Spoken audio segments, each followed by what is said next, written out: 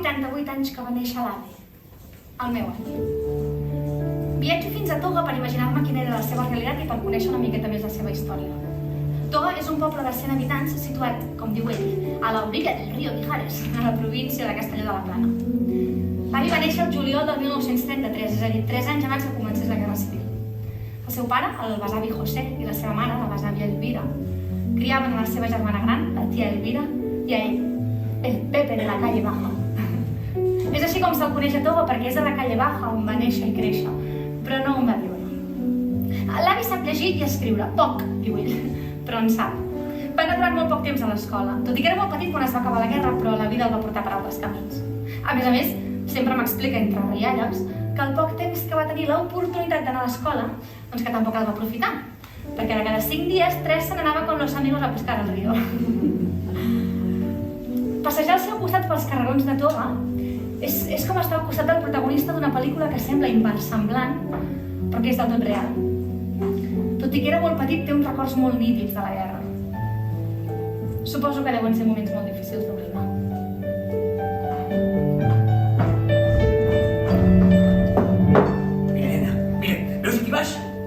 Doncs aquí no ens amagàvem durant la Guerra Civil. Sentíem l'aviació que passava per sobre nostre i ens posàvem aquí sota, tot esperant que no ens caigués una bomba a sobre. Una vegada va caure una bomba just aquí al davant de casa i ho va ensorrar tot. El nano que hi havia dins de la casa no li va passar res perquè es va cobrir. Però la burra no va ser tan llesta i la va deixar ben morta. Tota la polseguera, tota, va entrar fins aquí, fins al menjador de casa nostra. Si totes les històries quedessin en anècdotes, segurament no estaríem parlant d'una guerra. No em puc ni imaginar el que deu sentir a l'escoltar caure una bomba i no saber on va parar. Podria ser que quan el meu avi sortís d'aquell amagatall s'hagués quedat sense casa o sense família. L'avi em parla de la seva família amb llàgrimes als ulls encara. Els recorda i els enyora i a mi m'emociona molt veure l'orgull amb el que parla d'ells.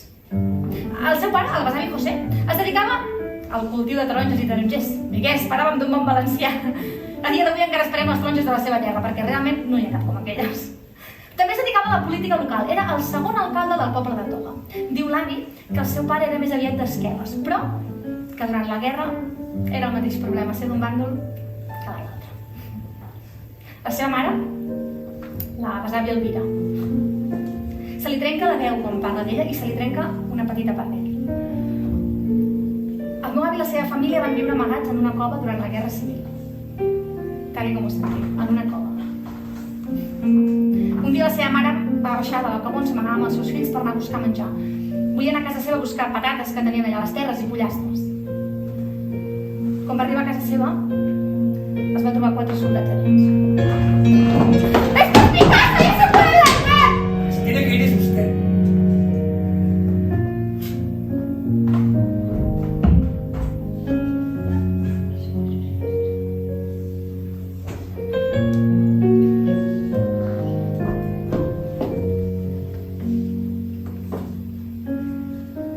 Diu l'avi que la seva mare mai va tornar a ser la mateixa, que va perdre el nord, que va quedar tocada de per vida. El mossèn del poble, que es veu que li tenia mania a l'Elvira perquè anava a combregar sense confessar-se abans, quan es va assabentar de tot el que havia passat, els va dir que havien de tancar la seva mare en un centre i que si no ho feien ells, seria ell mateix qui ho faria. Els va obligar a tancar la seva mare en un centre quan el meu avi només tenia 6 anys. 6 anys. I ella no va sortir mai més d'allà dins.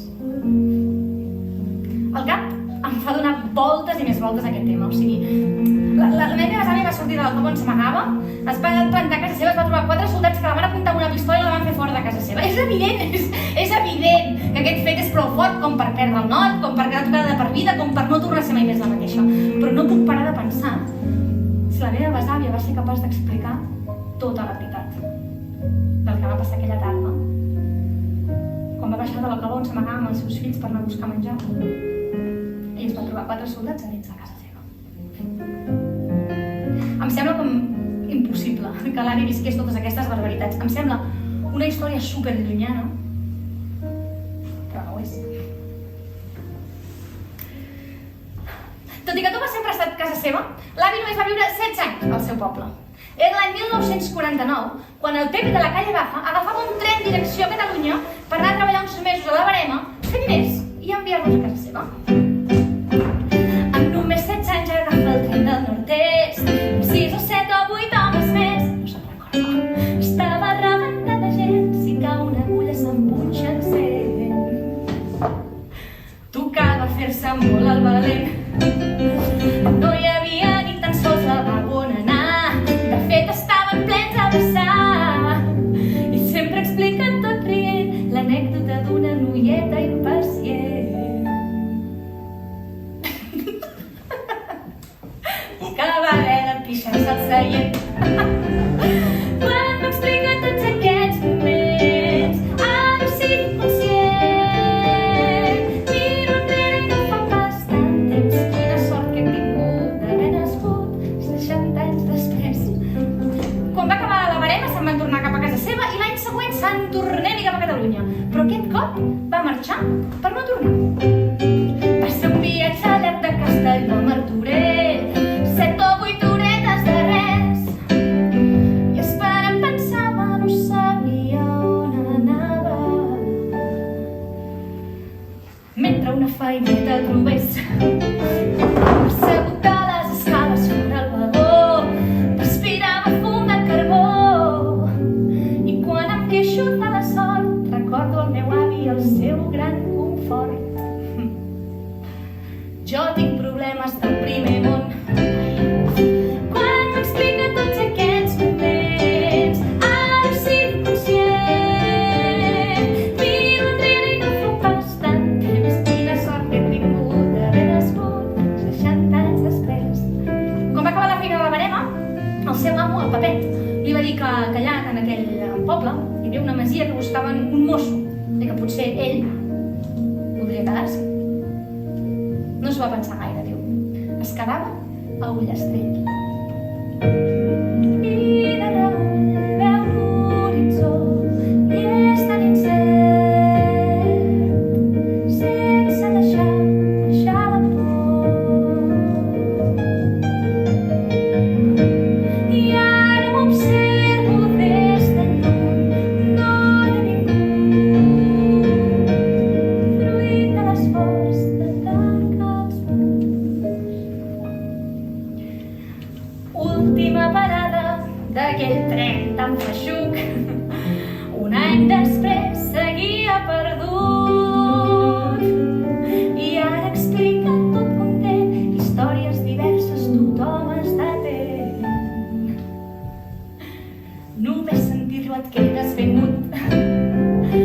Quan m'explica tots aquests moments, ara sigui conscient.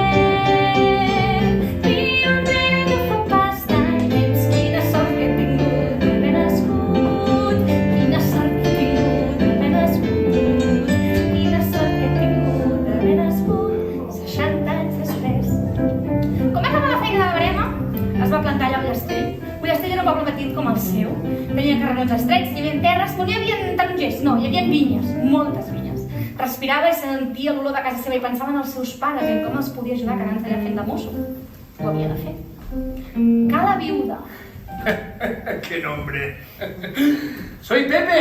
¡Vengo a trabajar! El va obrir el senyor Eduardo. El senyor Eduardo era l'amo de Cala viuda, un senyor sèrio, amb molta planta i alt. Molt alt. M'això no hi hem comptat.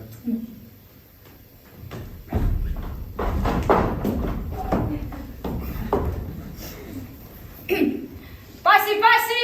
Gràcies! La família de Cala viuda la formaven l'Eduardo, la seva dona Isabel i les seves dues filles, la Quimeta i la Pilar, de 10 i 8 anys. Cada matí la Isabel cridava al Pepe per anar a treballar.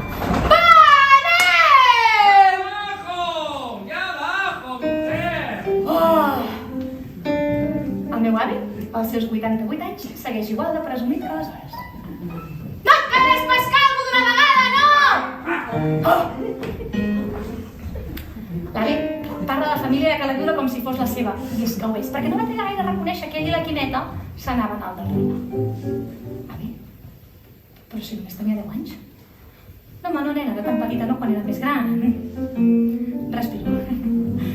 L'avi, a cada viuda, va passar de ser el Pepe a ser el Josep. I va aprendre a parlar el català sense anar a l'escola. Un català pràcticament perfecte. Servicio militar obligatorio! Aquell moment que tothom esperava i ningú desitjava. Ara havia de deixar cada viuda per anar-se'n a fer la mili, justament ara. La Quimeta, que en aquell moment la seva història d'amor ja era una cosa més oficial, li va dir que si l'esperava, que l'esperaria si tornava. I que no veurien cap més mosso, i així va ser. El Josep i la Quimeta es van escriure cartes durant tot aquell temps que a dia d'avui s'han perdut. Quina llàstima no poder-les llegir de primera mà, L'any va anar a fer la mili a València, li va tocar fer d'assistent d'un general retirat d'uns 80 i pico d'anys, el general Cortina. Diu que el volien igual com si fos un fill. Un dia el general Cortina, que ja sabia la seva història d'amor amb la Quimeta, el va cridar i li va dir: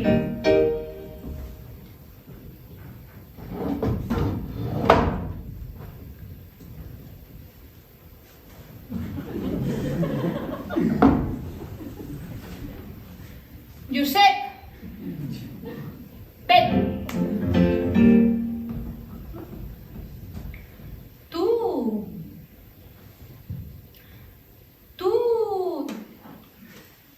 Tú te quieres quedar en Cataluña, ¿verdad? Ja ens podem imaginar la seva resposta. Pues venga, cógete 15 días al mes y vete para Cataluña a ver a tu Quimeta, hombre! Tren directe cap a Martorell a veure la seva Quimeta, però, evidentment, quan els dies passen molt ràpid quan tu vols estar al lloc on ets, no? La Quimeta, abans de marxar, li va preparar una bossa amb 2 o 3 quilos de pomes del ciri. Es veu que són unes pomes que tenen una forma com allargada. Sembla ser que eren boníssimes, però es veu que ja se n'ha perdut la mena. ¡Josep! ¡Josep, pero qué manzanas! ¡Buenísimas! Oye, no había probado nunca unas manzanas tan buenas, tú. Oh, em venen ganes de tastar-les a mi tot. Quan es va acabar la mili, l'avi va tornar a Ullastrell i aquest cop sí, per quedar-s'hi. Abans de fer cap pas en fals, l'avi va tenir la brillant idea de preguntar-li a l'Eduardo, l'amo de Cala Viuda, per què es deia així aquella casa. No fos cas que el nom de la casa tingués alguna cosa a veure amb el futur que li esperava. Es veu que l'amo que va fundar Cala Viuda tenia moltes terres i molta feina. Doncs tanta era la feina que tenia i l'esforç que hi havia de dedicar que vai, el pobre home es va morir. El cas és que va deixar la seva dona viuda, que dic jo, que hauria de ser l'única viuda del poble, o bé la primera, perquè si no, no sé com es reconeixien entre elles. Però bé, el cas és que dubtes esvaïts, el 28 d'agost del 1962, el Josep i la Quimeta es van casar. Diu l'avi que el vell de Calmasvalls, d'una masia d'allà al mateix poble, quan van saber que s'havien compromès, li va dir al seu sogro, a l'Eduardo: «Oh, con un castellano has promes la filla? Oh, cada any et farà un criu». No van seguir aquesta dita que ningú havia sentit mai, doncs només van tenir 2 filles i un fill. Però, en canvi, la filla d'aquest vell de Calmasvalls va tenir 8 de fills. I no pas amb un castellano. I des d'aleshores fins ara, com diu ell. És molt difícil no emocionar-se escoltant la història de la teva família. L'avi em parla de la Quimeta, de la iaia Quimeta, amb llàgrimes als ulls sempre. I sempre es queixa que s'ha morir massa aviat. És evident que el de Cala Viuda no es va complir. Ara ja fa 8 anys que la Quimeta, el seu amor de tota la vida, la persona que li va dir que l'esperaria si tornava, la que el va fer quedar per sempre a Ullastrell, el va deixar d'amo de Cala Viuda. L'avi em parla dels meus besavis, els que vaig tenir la gran sort de conèixer durant 13 anys, i em fa venir molta enyorança. Sempre me'n recordo del padrí Eduardo, assegut a la butaca del menjador de casa seva, de Cala Viuda, explicant-nos als meus cosins, a la meva germana i a mi, històries de la guerra, perquè ell sí que havia anat a lluitar a la guerra. Però ja ningú se n'en recorda. Ningú les va apuntar. Ningú les va escriure. S'han perdut. Feu-me un favor i no deixeu perdre la història de la vostra família. Escolteu-los amb paciència, amb molta paciència, i segur que descobrireu coses que no sabíeu. I i us emocionareu recordant amb ells la vostra història. No sé si l'avi és del tot conscient que vaig explicant la seva vida pel món. L'ha vist en directe, aquest espectacle, i el pobre sempre que li es fa un mar de llàgrimes. I sempre quan acaba va dir per fora dels teatres: tot el que diu la nena és veritat, no diu cap mentida, tot, li vaig explicar jo. Però les llàgrimes no se les estalvia. Jo no sé si estareu d'acord amb mi o no, segurament no. Però jo vaig voler explicar aquesta història perquè em va semblar que era una història fascinant, superromàntica i superintensa. Però potser només és perquè és la meva. Perquè és la que sento a prop, la que porto a dins. Potser només és perquè jo de petit estiuejava a Toga amb els meus avis i l'avi sempre ens portava al riu Mijares, on anava a pescar amb els seus amics i ens ensenyava a fer barquetes amb fulles de canya i fèiem carreres per el riu Mijares a veure quina barqueta arribava abans, o més ben dit, quina barqueta arribava dreta. Potser només és perquè encara a dia d'avui anem a rentar la roba al mateix lavadero on ho feia la seva mare. I anem a buscar aigua de la mateixa font on hi anava ell quan era petit i ens n'emportem garrafes plenes cap a Ullastrell perquè ens agrada més que la que podem comprar aquí. Potser només és perquè cada vegada que els dic a les meves amigues d'anar a passar uns dies a Toga em diuen que no entenen com em pot agradar anar a un poble on no hi ha res. I és que és cert. És que elles no hi tenen res. Però jo hi tinc la història de la meva família. La del meu avi, que no para de parlar de totes les persones de la seva família dient-nos que tots eren tan bones persones. I jo no sé si ell és conscient de que nosaltres també ho pensem, i no sé si li hem dit prou vegades que pensem que ell també ho és. Una de les lliçons de vida més bèsties que m'han donat mai va ser just en una d'aquestes converses amb l'avi. Ell em va dir que ell ara tornaria a començar tota la seva vida des de que tenia 16 anys i va arribar a Ullastrell i que no canviaria res. Jo li vaig dir que això era impossible, que alguna cosa voldria canviar, una cosa petita, alguna cosa dolenta que li hagués passat. Però ell va insistir que no. Que no, perquè havia sigut molt feliç i perquè encara ho era. Tant de bo jo, als meus 88 anys, pugui dir el mateix. I així, amb aquestes converses, és com neix aquest projecte. L'avi, des de la butaca de casa seva, de Cala Viure, m'explica les seves històries i sobretot s'escolta les meves. Aquesta és la història de l'avi. I aquí comencen les històries de l'avi Josep. Setembre del 49, ell va arribar i estava sol per treballar i portar-lo a casa seva. De Toga fins a Martorell, ell va pujar tot sol al tren, tot ple de gent, només mirant enrere. Va ser llavors quan va conèixer aquella gent, va ser llavors. L'avi Josep amb 16 anyets tingué la sort